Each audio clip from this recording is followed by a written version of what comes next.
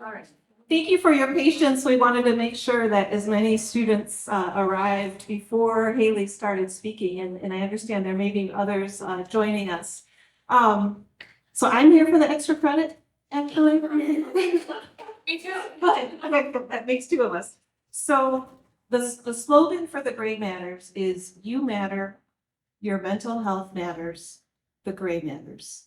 And during National Suicide Prevention Week, it seems just so fitting that we have the co-founder of the Gray Matters Collective speaking to us right here in Muscatine. I understand, and we'll hear more of the story, I'm sure, that this group was first formed in 2018 when Haley was a student at Augustana College. And it really started as a mental health campaign, just to shine a spotlight on the importance of mental health and that something needs to change so that it really comes up to our understanding or to a better understanding. And from those humble beginnings until today, they are now a 501c3 incorporated nonprofit. And not only do they do great work on their own, they pride themselves on being a collective. So if you go to their website under resources, for example, there's a wonderful collection of resources so that those of us who aren't professional mental health professionals can learn and talk with our friends and members of our family. So we're just very honored that Haley DeGreve has agreed to speak with us. This presentation is being recorded for our Channel 9 programming and for others to view it later on. And I want to ask you to welcome our speaker tonight, Haley DeGreve. This school, even though I already have a bachelor's degree from Augustana College, go Vikings. But what is the Muscatine mascot? Is there a mascot? No, or is it just, it's what? Just an N. It's just an N. Okay, I'll be a floating N then. We'll make it work. So thank you so much for having me tonight. I'm super excited to be here because normally when we start school chapters, at some point I get to come visit or get to be there, and I haven't made it here yet. So it's really cool to actually be, hi, oh my God. Really excited to be here. And I will tell you, this presentation is going to be really probably odd for you. I like audience participation. I want this to be collaborative. I will obviously be speaking to you, but if at any point you have a question or you want clarification on something, please stop me, raise your hand. If you get excited and you want to jump up and woohoo, like I'm here for that. If you cry, that's okay. If you laugh, that's okay. Just know this is a presentation that you can just allow yourself to feel all the emotions and just be here with me. This is not at all meant to be super, super serious, right? Allow yourself to just be where you are in this moment. I'm totally okay with that. So I went to a Coldplay concert last year. It's super random. But at one point, they made everyone put their phones away. So, because they were like, we'll never be in this moment together without phones and without a distraction. So let's just all be present. So that's all I ask of you tonight is just be present with yourself. And if you get overwhelmed, just a quick trigger warning. Let's see if, oh, it's not on, that's why. Oh, it's a little slow, that's okay. All right, so just a quick disclaimer. We are going to talk about mental health. We're going to talk about mental illness. We are going to talk about suicide very briefly. So just please be aware of that. If for some reason you start to feel upset, you start to feel something, just know that there are resources available to you. And maybe not. We'll see. There we go. Okay, I think I have to turn and point. But the suicide hotline number, what is the suicide hotline? 988. Good job. What's the text line? 741-741. Good job. You get extra credit. That's awesome. Yes, hopefully you memorize this by the end of tonight. 988-741-741. So if at any point you do need to step out, just know you can call that number, and someone who is authorized and professional and just a human being that wants to help and cares about you is going to be on the other end of that line. All right. So my goal tonight is that you all walk out of here feeling empowered to be mental health advocates. Because just like their wonderful president said, we are all in this room. Many of us are not counselors. Some of us might be counselors, trained professionals, but A lot of us aren't. I'm not. So where do we fit in? And I believe that we might not be able to be the counselors, but we can be the connectors. So I hope that you walk out of here tonight with that knowledge and that empowerment. So let's go ahead and dive in here. Maybe not. Oh, it's just okay. Real quick, I'm going to show you a quick video about Gray Matters, and then we'll kind of talk a little bit about the story and how it all started. So just to give you some background. No, I have to read. I shouldn't have went back. Here. Technical difficulties. I'm telling you, this has been my day. I got a parking ticket while I was here. I was like, God, Muscatine. Left such a good impression. It just makes me think about my own journey and where I was, 2 years ago, where I really felt like I didn't want to live anymore. And I think about today and 2 years ago, if I would have made the decisions that I would have made, I would have missed out so much. A simple video with encouraging messages has now been viewed more than 10,000 times.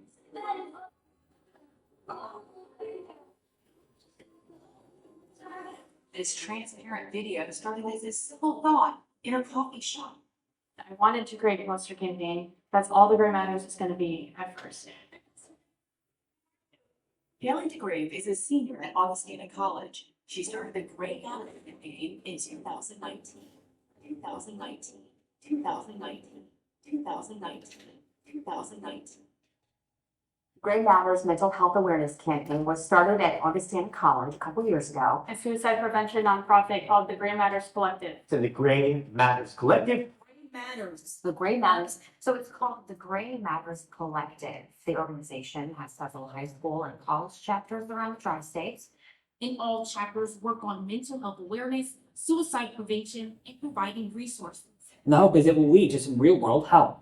I don't know where I'd be without the Gray Matters Collective. To bring attention to mental illness and suicide, the Gray Matters organization. Gray Matters Collective. And we have Gray Matters Collective. The Gray Matters Collective. A group calling themselves Gray Matters Collective empowers people to become mental health advocates and save lives. We're trying to create an army here because depression has got hit back. We need you to act urgently and act now. Because mental illness doesn't discriminate. It takes lives every single day. Your presence on this earth makes a difference. There is something we would miss if you were not here. Take a look at the people who fight for suicide prevention every day for you. Because yes, we might not be able to take away the pain, but we can help you heal. Life is messy, and it's hard, and it sucks sometimes, and it might not get better, but you'll get better. Just don't do it alone. You have the courage to reach out, to talk to someone. Why? Because you are important. You are worth everything. Please stay with us.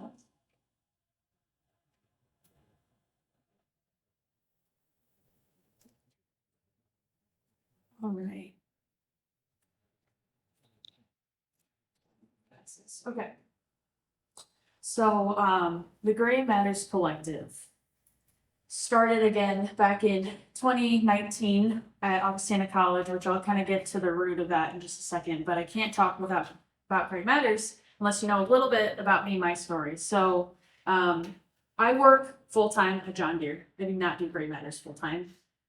It is like my second job that I don't get paid for, but it's actually, I think, way more rewarding than my full-time job. But I do work at John Deere full-time. Anyone super passionate about tractors, combines, windrowers, sprayers.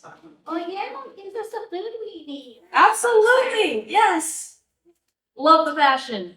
I'm learning, and I love my job. I love the people I work with.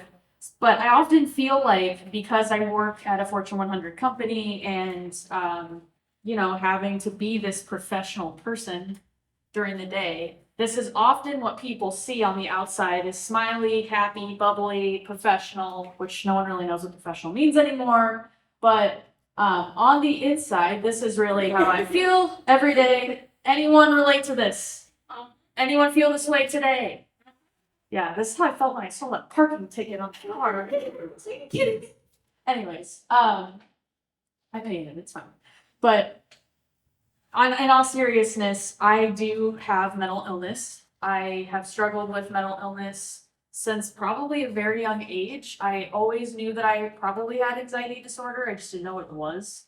When I was little, I struggled with anxiety disorder and still do to this day. Battle bipolar depression, which is technically bipolar type 2, but it's, for me, the best way I've learned about it and I've experienced it is I experience depression in waves. So every few weeks I'll feel pretty good, feel pretty confident, on top of the world. And then the next few weeks, that cycle kind of hits where I dip down and I start to feel depressed and feel really anxious. And sometimes I have passive suicidal thoughts that'll come up still here and there. I've had PTSD for quite some time as well. Struggled with self-harm at the age of 13, never knew how to talk about it, never knew that, this was even something that other people didn't experience. I just thought everyone went through this. And so as I've gotten older and I've learned about it and it's become talked about more, I'm like, wow, why are we not talking about this more and more? Because more people should know about the symptoms. Because for a long time I thought there was something wrong with me specifically. Like I wasn't strong enough, or I was just lazy, or, all these things that sometimes the stigma tells us that we are. But, we're so much more than one thing. And especially when you have mental health issues, it's so easy to just feel confined in that. And I struggled with that for a really long time. And it really was through the movement, the Gray Matters Collective, that I found my strength and my hope. But, we all have times in our lives where we struggle, right? Mental health, so many people struggle with it. I know that my story is not uncommon, unfortunately, but I hope that we can get to a world at some point where maybe we don't really even need Gray Matters chapters anymore. Like maybe this conversation is just so normalized that we don't even need to advocate. Like this is just something that we're all working on together. And that's the goal here. But, August 28th of 2019, I put this picture up here, not because of those really awesome looking combines in the back, but I put this picture up here because this was August 28th of 2019, and this would have been the last photo that anyone would have seen of me. I was severely suicidal. I had a plan to end my life. I knew what I was going to do. I knew how I was going to do it. And this would have been probably the obituary picture. This probably would have been my last seen photo of me. And so every time I see this, I am constantly reminded, grateful to be alive first and foremost, but I'm constantly reminded of where I was. And it was actually in the midst of my attempt that someone completely out of the blue called me. And it was someone that I love, who's very, very near and dear to my life, someone who's still in my life. And this person hadn't heard from me in a few weeks, was pretty concerned, noticed that I was quiet, noticed they didn't see me at any of our community events, and tuned into that. And thank God that he did, because that, come on in, don't worry about it, come on in. We were just talking about how beautiful those combines are in this picture. So come on in. We're learning all about combine machinery and electrical systems. Congratulations. Glad that's why you're here. No, so that 3-minute phone call that this person who called me out of the blue, again, random check-in, completely saved my life. This person is not a trained mental professional, is not, actually would probably laugh if I were called a professional of any sort. But just being there, listening, hello, come on, oh yes, the bus just come in with all these people. No, this is awesome. We were told the wrong place. Oh, there's a student center, so. Well, not sitting over there. We're learning about electrical systems and combines. So good. Maybe I'll try to come up with some kind of analogy for that. We'll see what my brain does. But, this day, this moment is so deep for me. And when I was in the midst of my suicide ideation, a lot of people would always tell me, if they knew I was struggling, or I would see online, people would always say, stay for your family, stay for your friends, stay for all the people that would miss you. And while that was really, sometimes really well intentioned, for me in my suicide crisis, I could not even see my family and friends. It was like I was in this tunnel of darkness and the light every single day was just fading and fading and fading. And I just got so tired. And I just felt like I was an absolute burden to everyone around me. And I felt like even though, the weight of the world felt like it was on my shoulders every day, I still found a way to pull myself up and to keep going. And it just got so tired. And, I think about if I broke my leg my senior year of high school. I think about even when I broke my leg, people would rush to the door to open the door for me when I was on crutches, or, no one really expected me to do anything to go the extra mile. No one would ask me to run a marathon with a broken leg or sprained ankle, but with my mental health, for some reason, it was just so different. And I was so scared to talk to anyone about it because I was scared that they were going to view me differently. There was this shame. There was this guilt there. Like, I have everything. Why can't I just get it together? And I've realized over the years that when you have mental health issues or mental illness, it's really the only illness that we ever blame ourselves or blame other people for. And that's so unfair to do that to ourselves and other people.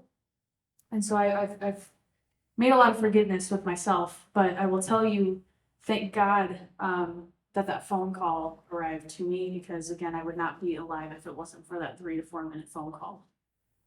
And so as I've gotten help, as I've been through treatment the past 5 years, I will tell you that with therapy, with support groups, with the right people, the knowledge that I have now about mental health, it used to be so up and down with the bipolar depression, with the anxiety, with PTSD, and I still have really bad days, don't get me wrong, but it's so much more manageable now. It's just a little bit more, it's manageable, it's easier to cope, and even when I don't feel hope or see hope, because I definitely have days like that. The past few weeks, I have been there, but I will tell you, I at least know in my heart of hearts that there are people that care and that the world is better with me in it. And that has been the hardest hill to climb. But I somehow made it there, and I made it there with the support and love of so many people around me. And that's why I feel the power of community is so real in today's world, and we need each other. We cannot live life without each other. So please, if you don't have 3 people in your life who feel genuinely care about you, know that I can be one of those people if you don't have 3. I know there are at least 2 people in this room, 2 others who would be there in a heartbeat. So just please know that you're not alone. That's just a little bit of my story, but let's talk a little bit about the Gray Matters story. So, as I was in college, I am struggling with suicidal ideation, struggling with anxiety, depression, all these things that a lot of people struggle with and don't talk about, right? I was one of them. I hid in silence for many years. But I remember there was one day I was in a coffee shop. It was December of 2018. I'm in this coffee shop, and I overheard some students talking about their own struggles with suicidal thoughts. And I definitely eavesdropped, and I had my ears perked up because I was struggling at the time too. So I heard these students, and they were talking about some situations that they've had with professors, and I had very similar situations with some of the professors on campus, other students, stigmatizing language that was being used. One of the fellow students on campus that I knew had found out that I was struggling with bipolar depression, and once they heard that word bipolar, it was, oh my gosh, she's crazy, put her in a straitjacket. And seriously, that was something that was said to me, and stigmatizing language, right? Like, we shouldn't say things about people like that. So when I heard this conversation, tuned in, turned around, started talking to students, and all of a sudden, I've always had this urge to want to do a mental health campaign, but it just felt like the moment where I just blurted out, we need to do a mental health campaign. We need to do a poster campaign, and we need to just put pictures of students who struggle with mental health all over campus with messages about mental health, and we need to just blast it everywhere. Like, walking to class, a professor, an administrator, or a student will not be able to walk to class without seeing a message about mental health. And during this time, again, it's December, January timeframe, seasonal depression kicks in. Everyone was really struggling. So, to my surprise, one of my good friends, his name's Kevin Donovan, he walked in the Brew by the Slough is what they call it. It's Augie's famous coffee shop. It's so good.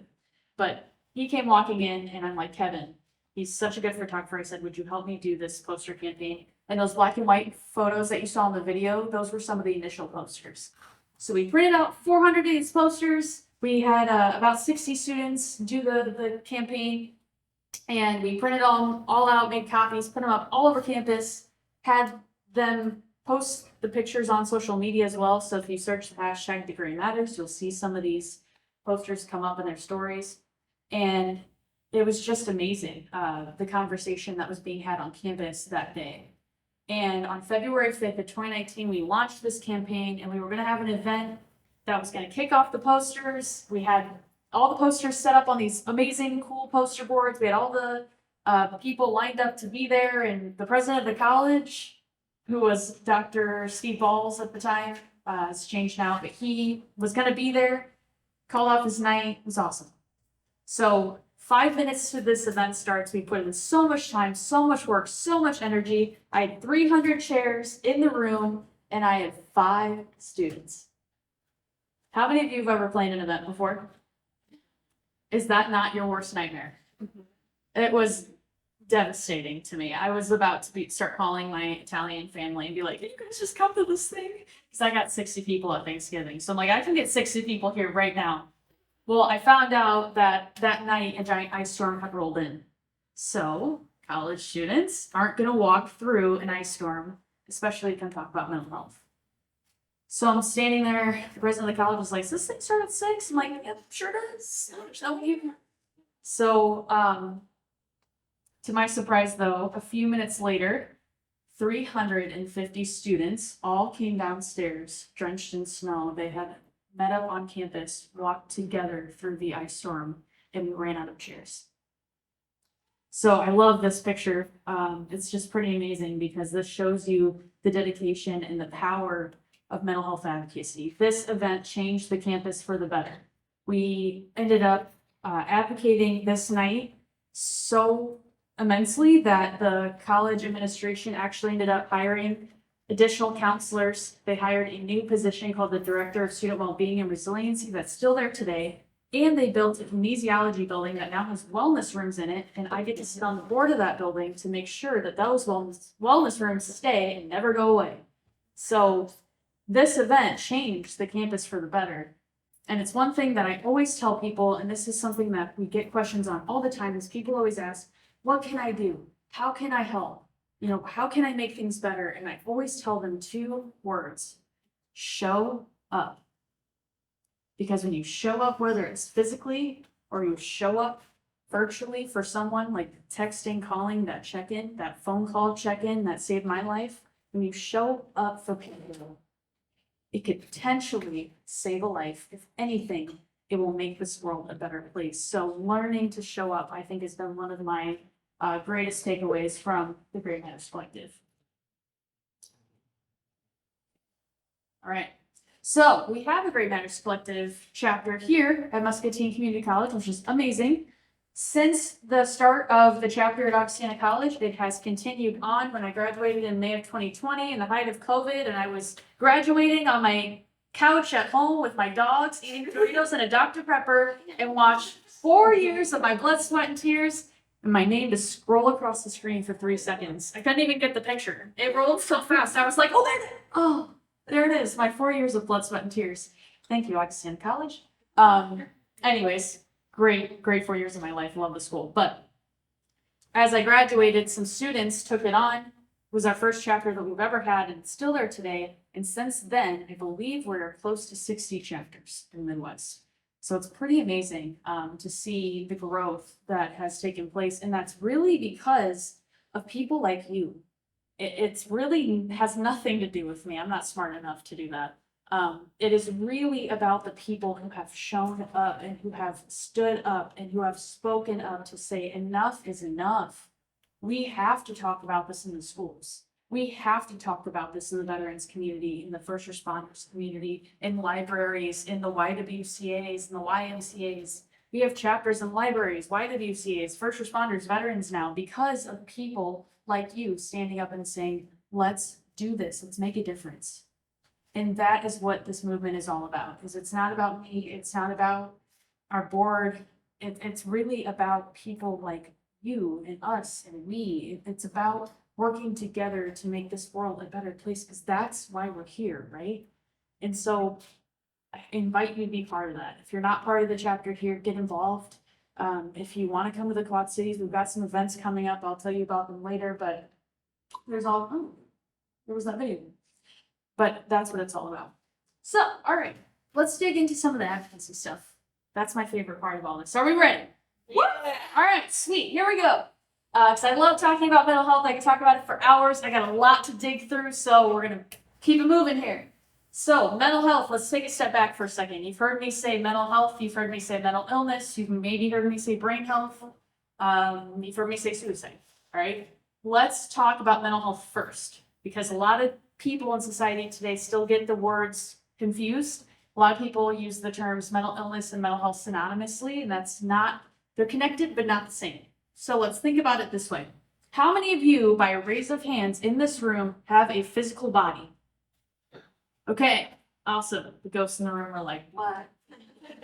So, I love ghost stories. Okay, everyone in this room has a physical body. Would you all agree that you have physical health? Yes. Would you all agree that you have physical health? Yes. Okay, yes, you have physical health and you have physical hygiene, right? You have to do things every day for your physical hygiene. So name some things that you do for physical hygiene every day. Shower. Brush your teeth, shower, hopefully, yes. What else? Urine. Deodorant. Yes. Tell that to the middle schoolers. Please. Clean clothes. Yeah, what else? Wash your hair. Wash your hair, yeah. Eat healthy, yes. All these things that we do for our physical hygiene because it's important to us, right? We know that if we don't, that it's going to have a negative impact on our body. Okay, harder question. How many of you in this room have a brain?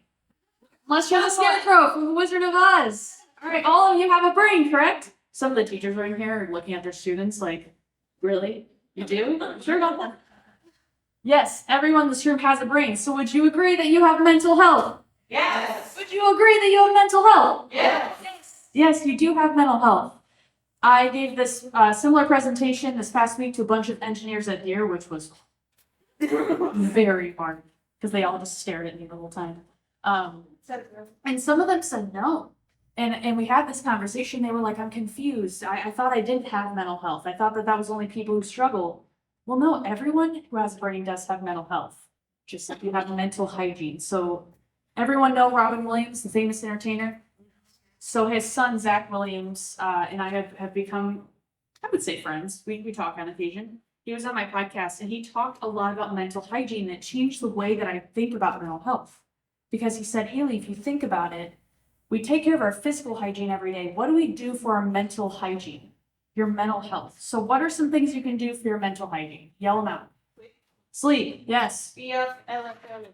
Which eat what? Be off electronics. Oh, be off electronics. Yes, agreed. Yes. Exercise. Yeah. Therapy. Meditate. Meditate. Pet a cat. Pet a cat. Laugh a lot. Pet a dog, huh? Laugh a lot. Laugh. Yes, laughing is good for your brain. Absolutely.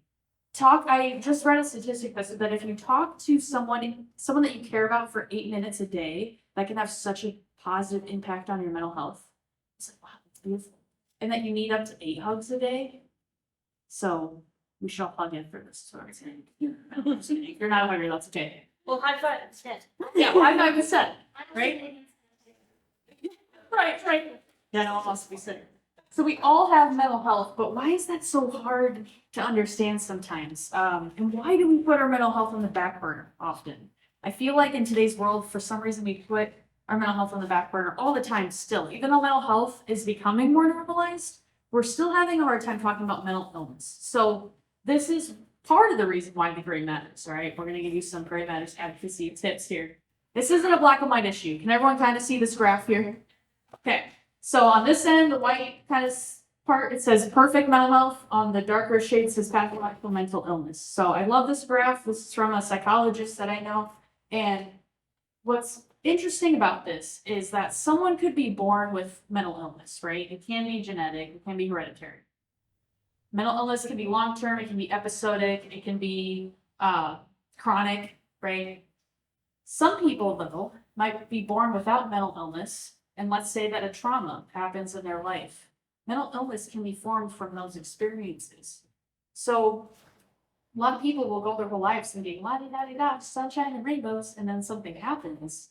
And then they're faced with this for the first time. And we saw that a lot with COVID, the COVID pandemic. I think that's kind of why the conversation started opening up during COVID, because COVID was pretty traumatic for some people. And so to be strict of your community, be strict of those resources, had a really negative impact on people. So for the people who went through that, probably experienced some depression, probably experienced more anxiety. So you can start to go into those darker shades of gray. Now, what's really, really important to note about this graph, though, is that you might be someone who struggles with intense mental illness. Maybe it's bipolar disorder, maybe it's schizophrenia, maybe it's ADHD, whatever it is, okay? You might be someone that you feel like you're in the darkness every day. I call that being in the suck, all right? Like you're in the suck every day. And then for some people, maybe it's you experience stress every day and you're struggling with that, right? No matter where you are in the shades of gray, your mental health still matters. Doesn't matter if we shouldn't compare to other people. I think sometimes in our lives we feel like, well, I don't have it as bad as that person, or I don't have it as bad as that person. And sometimes that is a good perspective to have, but we can't diminish what we're also going through at the same time, because just because you carry it well doesn't mean it's not heavy. So we have to be mindful of that and understand that. Does anyone know what neuroplasticity is or what that means? Yeah, what'd you say? Flexible? I like that. Kind of, yeah. Neuroplasticity in the brain? I'm looking at you. Because I know you know what it means. I'm just trying to. Okay, all right. Any of the psychology students want to speak up here? If the electrodes that fire and misfire don't run nuts. Yes. Would you agree that the brain is kind of like a muscle and you can make it stronger and more resilient? Yeah, me too. I believe that too. I don't go to the gym. I don't like to work out, but I like to work out my brain. So someone said meditation. When I talked to Zach Williams, he was talking about how the research that he's been doing, that if you do meditation every single day, consistently, and whether it's meditation or any kind of self-care coping mechanism that's a positive coping mechanism that can make your brain stronger, if you do that every day, the positive impact that can have on your brain and build resiliency is so powerful. So I think sometimes I'm really bad at being consistent. Like I'll admit that I'm the worst when it comes to being consistent with my mental health. But holding myself accountable, having people around me to hold myself accountable. Just recently, even my mom yesterday, she was like, have you been eating well? When's your next therapy appointment? Like she's on me about it because she knows that I need those reminders. Having those people in your life can even help make things stronger too. And the power of community is so real. We'll talk about that in a bit. So I love this graph. This comes from the Brain Health Now campaign thing. I got this from their website, but I love just understanding that mental illness is so real in the brain. I think sometimes in society, people just think that this is something that's made up and, oh, we talked about it, so we're putting the idea in people's heads that they should be depressed. Wrong, that is not correct. Anyone who says that, please kindly correct them and just say, no, mental illness is real. And people experience this in their brain. And this is something that should be talked about. Professionals can help with it, right? There is hope, for sure. Because hope stands for hold on, pain ends. It's one of my favorite quotes. I love that. Hold on, pain ends. So the facts here, though, why this is so important, and I hate this statistic every time. I feel it in my stomach. I hate this statistic more than anything in life. Suicide in the United States is the second leading cause of death in ages 10 to 34 years old. So a 10-year-old in America is more likely to die by suicide than any other disease or illness. Harrowing statistic, horrible statistic. This is why I wake up every day and fight for this. And I know that there are people in this room who wake up every day and fight for this too, because this needs to stop. And it can. Suicide is one of the most preventable causes of death, and it can. We have to do it together, though. We can't do it alone. So let's talk about this conversation globally, then we're going to get to the how.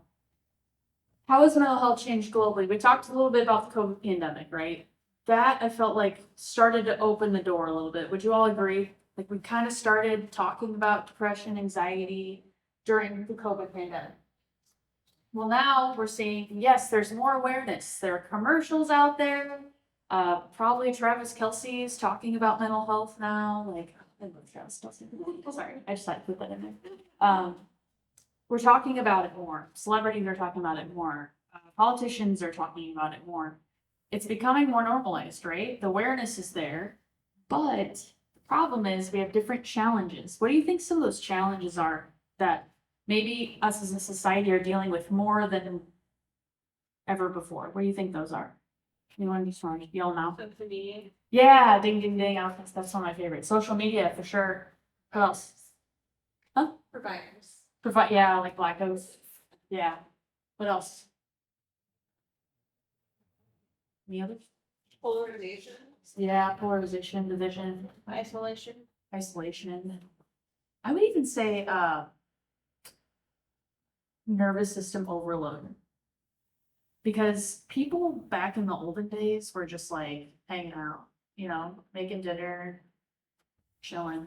And I feel like now it's boom, you gotta do so much more with less, and you're expected to respond to every email, every text message, you're accessible 24/7.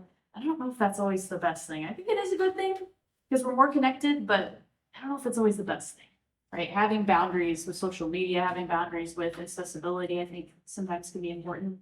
So, really just depend on each person, but I do think that some of the things that all of you mentioned do contribute to some of those challenges for sure. And then, of course, the resources. And this is not by any means any professional's fault because I will always stand by our counselors, our therapists, our psychologists, our psychiatrists, social workers who are doing the work every day. They're on the front lines. But the problem is there often aren't enough resources backing them. The other problem is that a lot of times there isn't enough funding. Therapy is very expensive. And again, that's not the provider's fault all the time. That's just how it is in our world today. So that's a problem, right? Another issue that we've seen as well is availability.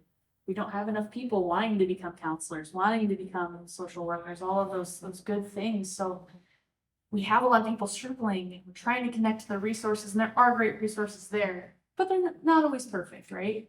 Even with the suicide hotline, sometimes I hear feedback that they've had a not so great experience. No system is perfect, so we have to keep working on it together and have to keep having those conversations and raising those red flags. Okay.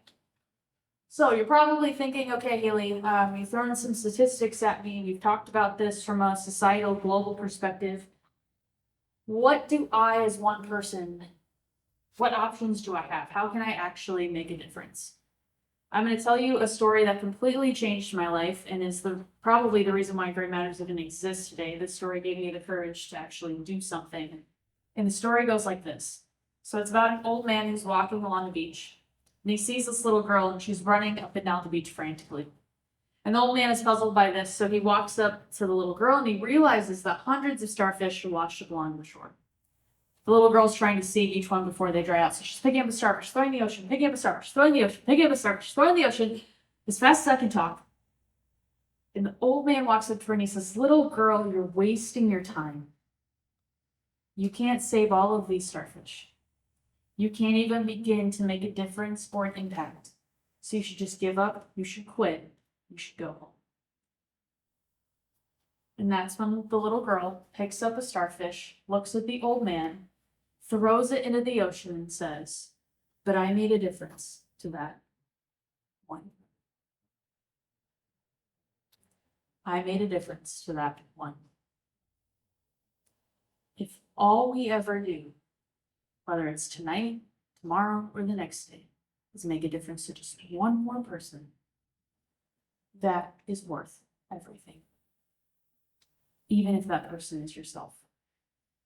If you knew that one act of kindness, one check-in, one smile on the street would save a life, would it be worth it to you? Would it be worth it to you? Yeah. It would be worth it to me for sure. Because that's worth everything. Life is worth everything. life is worth living. Every single person has the ability to live a happy, healthy, and well life with the right tools and the right resources and the right people.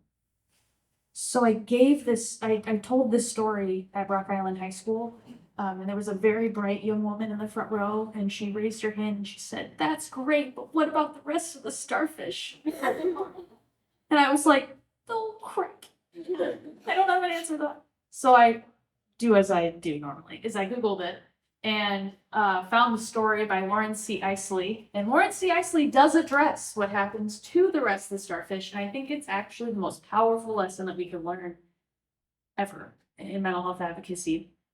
And I think this sums up suicide prevention really well. The old man looked back at the little girl, and he was so moved.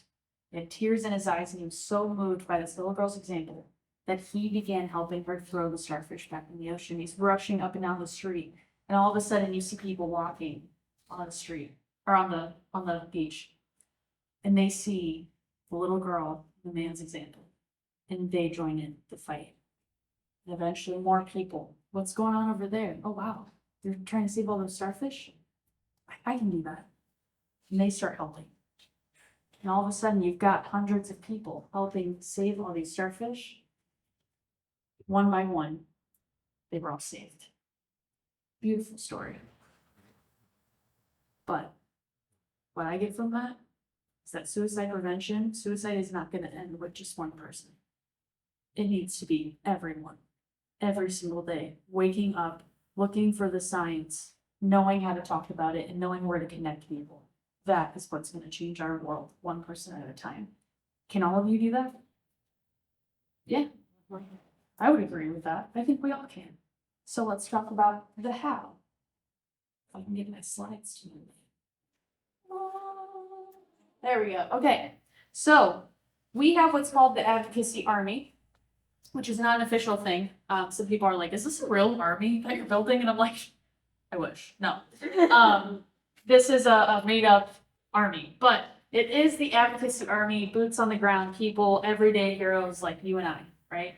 That we can become advocates. So one of the first ways we can do that is everyone can be part of the Advocacy Army as long as you agree to try, right? One way we can do that is to combat the stigma. What is stigma? Can someone tell me? Are you smarter than the average middle schooler who doesn't wear deodorant, probably doesn't shower? Negative perception. Negative perception, I love that, yes. What else? Stereotype. Yeah, I love that word too. I don't love it, but like for the concept, yes. What else? Any other words that come to mind when you hear stigma? Taboo. Yeah. All great descriptions of stigma. And we see it in our media, we see it in television, we see it on social media, we see it sometimes even in newspapers, written blogs, right? It's out there, it's in the world today. We've come a long way combating the stigma, but we still have ways to go. It shows up differently now, but we still have to combat the stigma. So one way that we can do that is by understanding our language. So I studied communications when I was at Muscatine College. Communications and marketing, but communications I loved because it was all about how human beings interact with each other and how even language can completely change the way that we think about something. So when you think about a lot of people still today in our world, when talking about suicide, is they will say this person committed suicide. Or for example, Robin Williams committed suicide.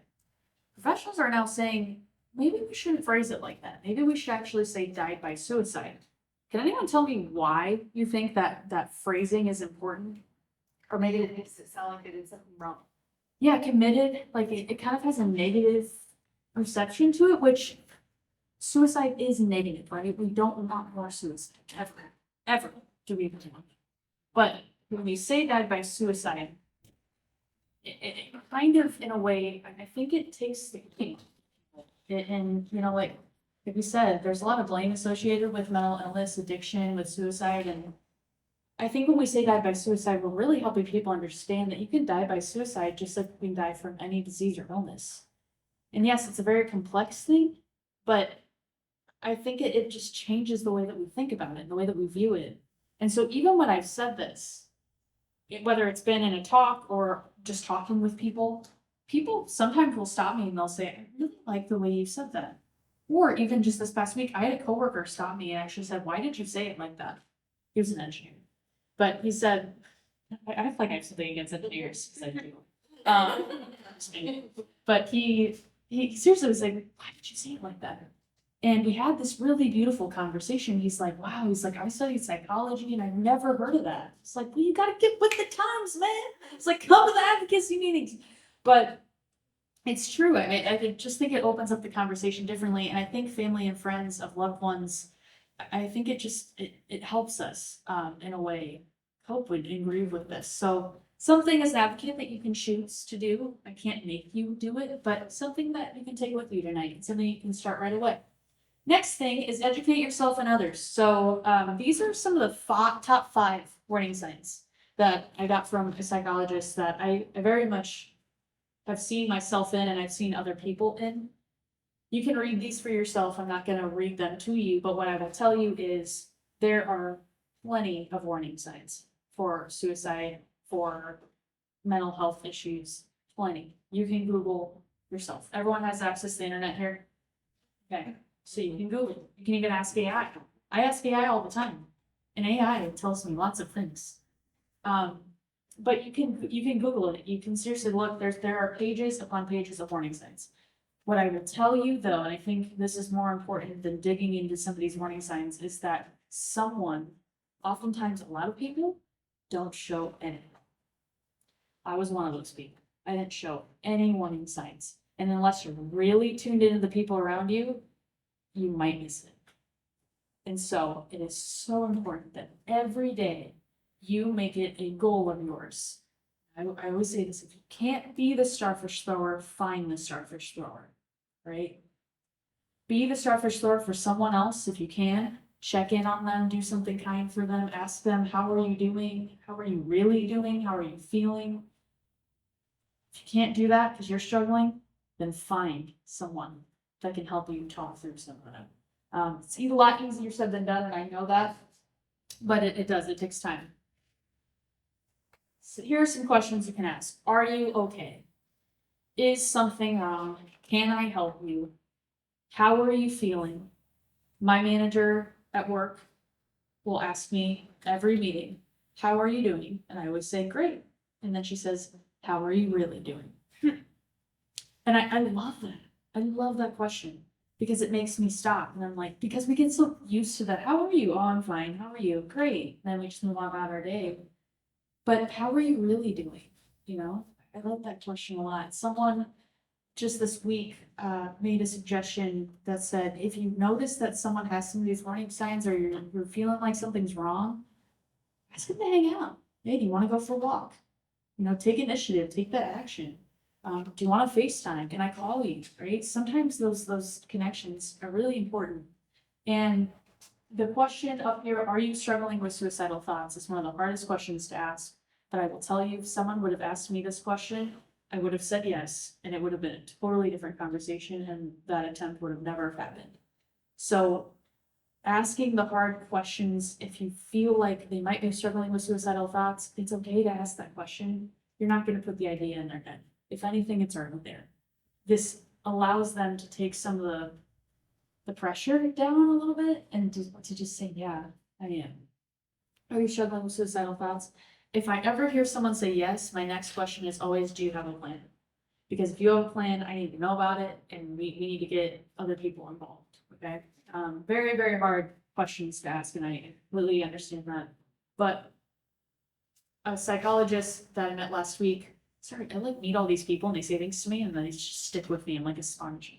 But the psychologist that I met last week said something so profound. Is he was like, suicide prevention, if we make it 100% of our responsibility, like we will always struggle with that because it's not always 100% of our responsibility, but suicide is our business. So how do we do that in a way that all of us can work together and cope with it while also coping with our own mental health? Because you cannot pour from an empty cup. So he talked about Swiss cheese, and I was really hungry, so I remembered this part. But he said, you know, mental health advocacy is like Swiss cheese. You know, like Swiss cheese is the ones that have little holes in it, you know?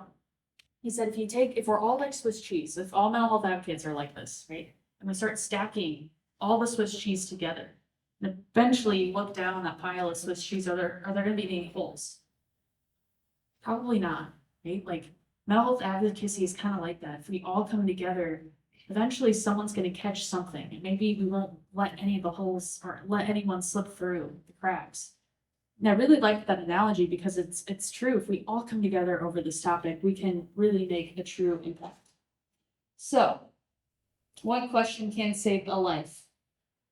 My friend Kevin Hines, and he is a friend now. Has anyone heard of Kevin Hines?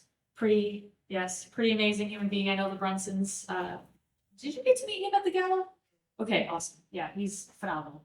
But he jumped off the Golden Gate Bridge in the year 2000. He is one of 19 Golden Gate Bridge jump survivors in the world.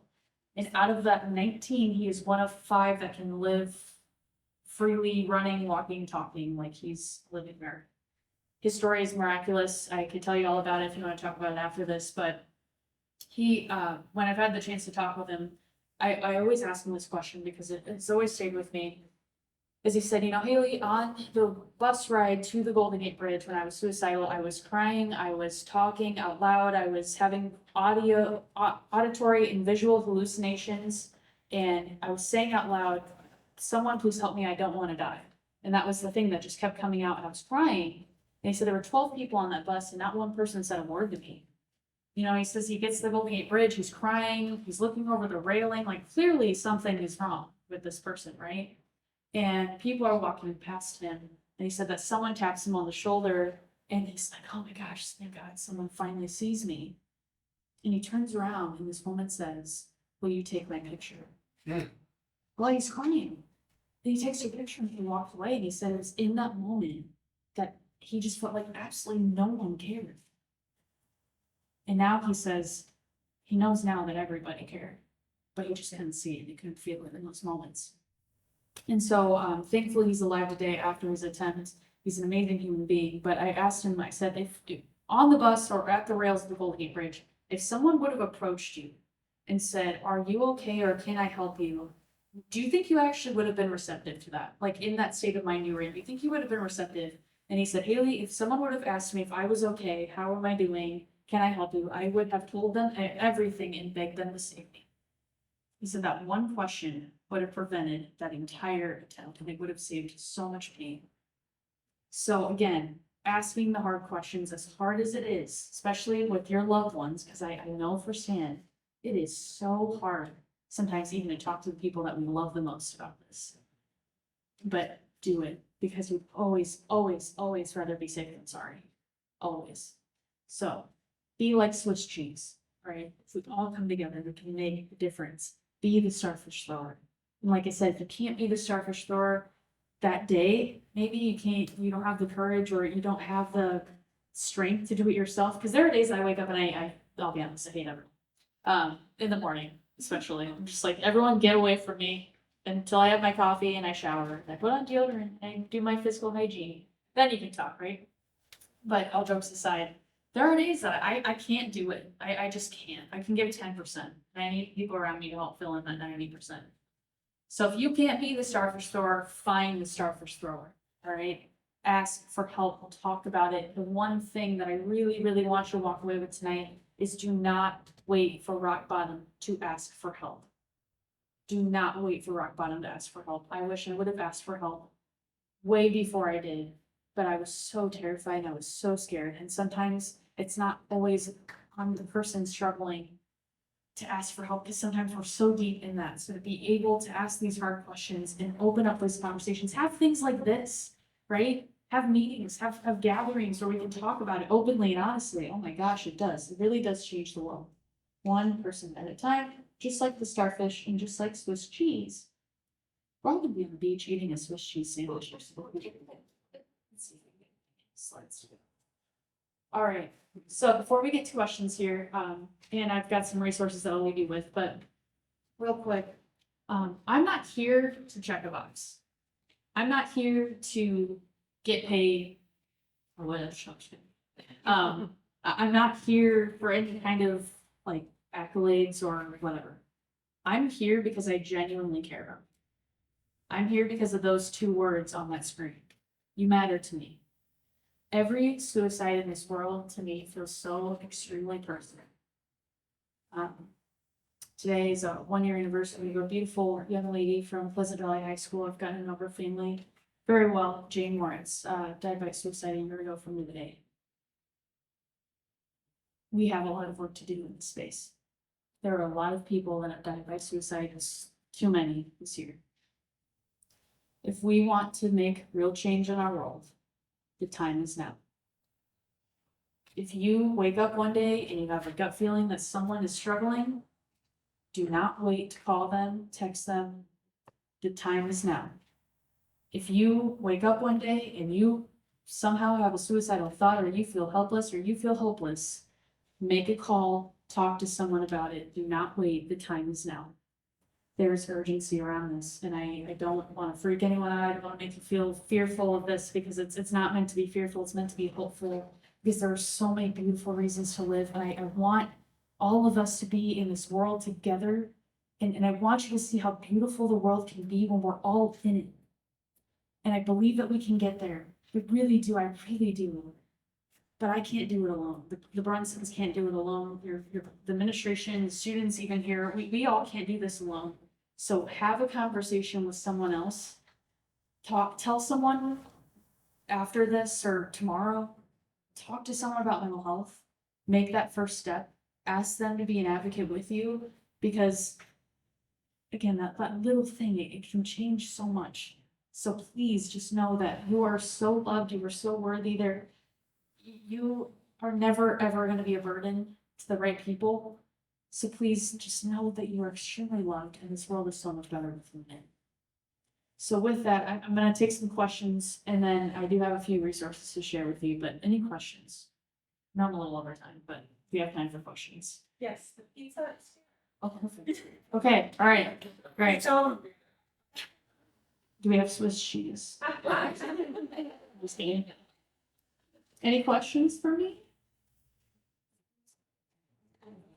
Let's get past some of this. Did we talk about some of this? All right, well, I have a question for you. Does anyone know what a warm line is? Yeah. Iowa City, Christopher, and I actually want to be a it. Nice. I've been through a lot myself. I don't want to ever be on your speech. Intercity, but I know about it very much so, and I'm saying to. Nice. I think Thank you. it's much.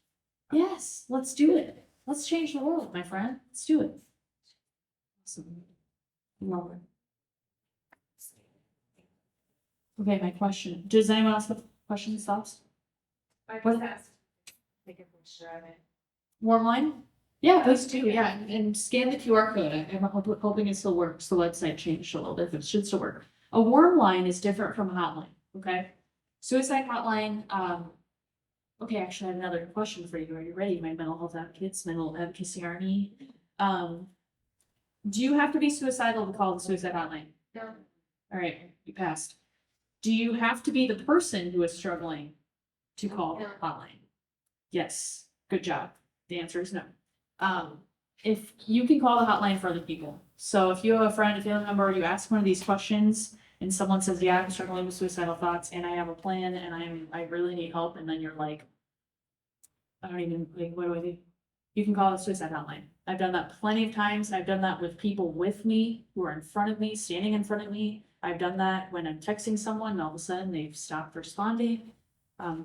You can always call the suicide hotline, and if for some reason you get someone on the suicide hotline on the other end of the line that you are not, feel like it's not being helpful and not helping at all, hang up and call again, because you will most likely get someone else, okay? So, then a warm line is a little bit different. So a warm line is like, okay, I've had a really bad day, and I need someone to talk to, someone who gets it. There are people at the other end of the warm line who can help me with that. I've heard really good feedback from warm lines. I have not heard anything negative about warm line yet. So that's another great resource that I will share with you. And then, yes, okay. Sometimes I think one of the best resources is yourself. So I have this poem called, I've called it Stay For You. It's poem that I wrote in 2020 when I was struggling with kind of healing from my own mental health. And I started writing out reasons to stay alive. And I did this isn't my actual poem, but I can share it with you if you want to watch the video. But I started writing this poem because poetry is so healing for me. And I started writing it out and I was like, there are so many things to be alive for, so many beautiful things to be alive for. And I realized that on that list, staying for myself was not on there. And over the years, through therapy, my therapist has really helped me get to a point to now I want to be alive so I can experience life for myself too. Because I realized I was living for a lot of the people around me.